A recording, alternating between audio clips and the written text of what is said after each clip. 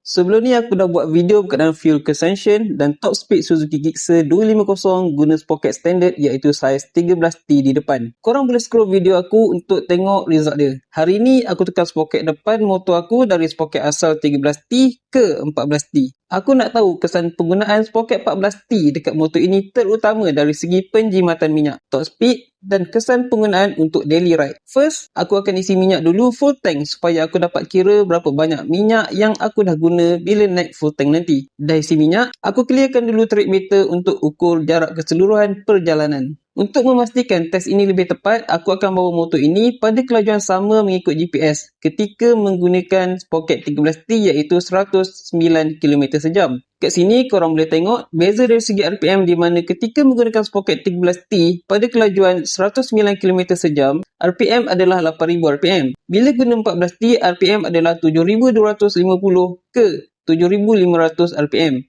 Dalam erti kata lain, kita dapat putaran enjin yang lebih rendah untuk kelajuan yang sama. Manakala kelajuan di meter adalah hampir sama iaitu sekitar 119 ke 120 km sejam. Test ini melibatkan beberapa kali perjalanan, bukan satu perjalanan yang panjang. Aku dah rekod setiap perjalanan aku untuk dapatkan jarak perjalanan mengikut GPS. Hari ini, aku akan isi minyak full tank lagi untuk dapatkan jumlah minyak yang aku dah guna sepanjang test ni. Okey, jumlah minyak yang aku dah guna adalah 8.09 liter. Sementara jarak keseluruhan perjalanan di trip meter aku adalah 244.3 km. Ini bermaksud fuel consumption aku adalah 30.19 km untuk setiap liter petrol. Ketika guna sprocket 13T, aku dapat 29.7 km setiap kilometer. Mengikut bacaan GPS pula, perjalanan pertama aku dapat 55.59 km. Tolak jarak ke stesen minyak 1.38 km.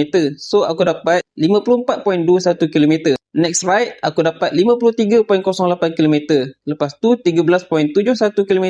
Kemudian, 11.58 km.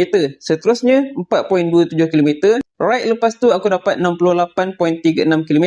Dan yang terakhir, sampai ke stesen minyak untuk full tank, aku dapat 28.40 km. Jumlah keseluruhan perjalanan mengikut GPS adalah 233.61 km. Ini bermaksud aku dapat 28.87 km untuk setiap liter. Berbanding ketika guna sprocket 13T, fuel consumption mengikut GPS adalah 28.33 km untuk setiap kilometer. Ini bermaksud korang akan dapat bergerak 540 meter lebih jauh dengan menggunakan sprocket 14T untuk setiap liter petrol. Nampak sikit, tapi untuk full tank 12 liter Suzuki Gixxer 250, korang akan dapat bergerak 6.48 km lebih jauh berbanding menggunakan sprocket 13T di depan.